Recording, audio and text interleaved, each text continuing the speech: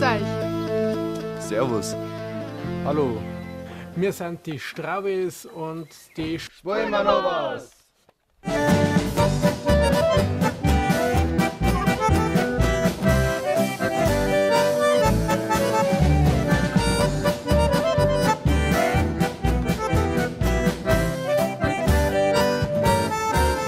Ja, seit der letzten Studioaufnahme sind wieder einige neue Spulmanovas-Stickeln entstanden.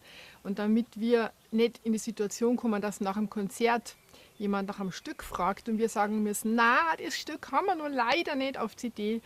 Darum möchten wir im Herbst ins Studio gehen und die besten Stücke aus unserem neuen Programm aufnehmen.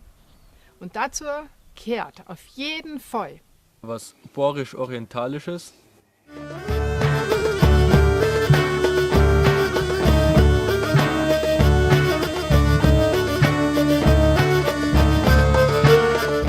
An Zwiefachen.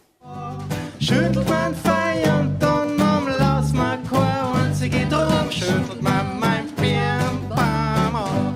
Schüttelt man An Drehleitechno.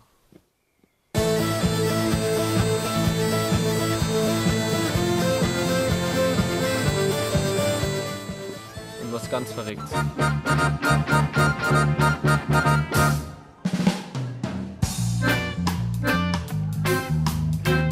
Ja, weil die Musik für unsere CD so facettenreich sein wird, nennen wir unsere CD ein Kaleidoskop.